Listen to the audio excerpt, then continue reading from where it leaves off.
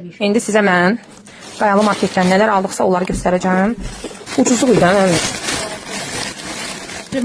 Aç. Bir dəqiqə çəkin.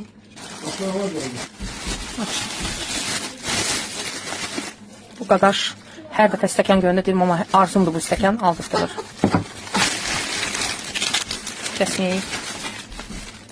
Bu o günkü. Aç bunu. Bu bildizdən sifədən. İkarə qızlar. Bunu 3 manat aldım. Bir şey için yemeğim. Bu pul biber.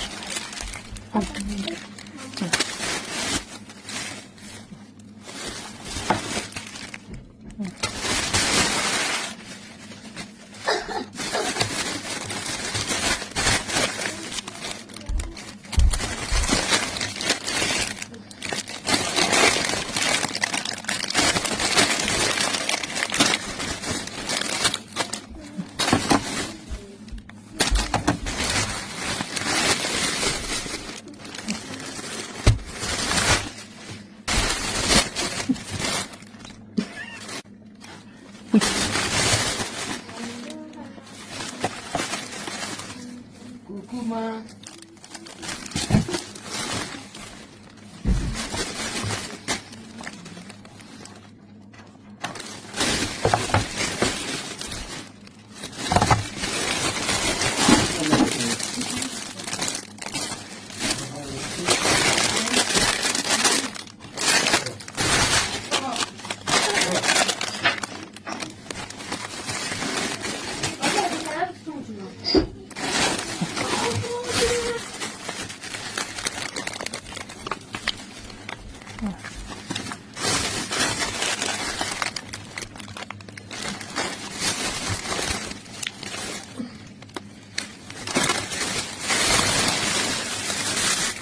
Çok qəşəng nar idi, şirin. Orada birində belə açıq koymuşdular.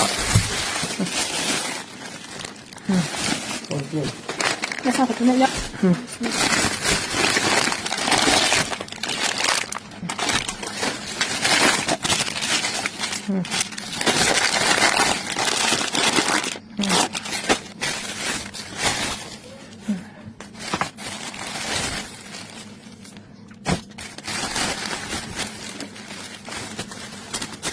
Bir düşmüş hanım olarak.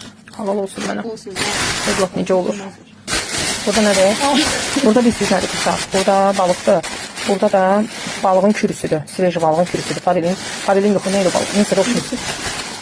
Balığın kürüsüdür. Bunu gelip açık söyleyeceğim. Bu kərəvizdir qızlar. Kərəviz. Bu çok güzel bağırsaqları işlədir. Metabolizmanı hızlandırır. Soğan kahıdır.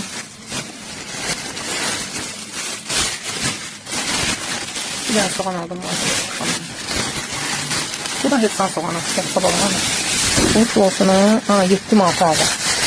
Hepsan soğanı. Çok sevirəm doğğayla falan. Çok tatlı. Belə qızlar. Bu boyda bazallık edelim. Orada da orada nədir? Bu pişi yeməyidir. Bu da pişi yeməyidir. Bu da yaş yeməklərdir.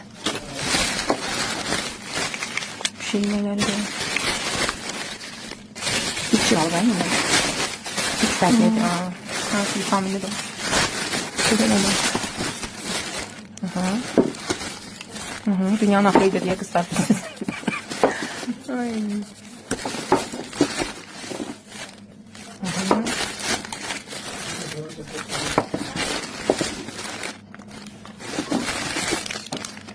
Elə qəşəng sabundur bu. Çox qəşəng iyi var bu.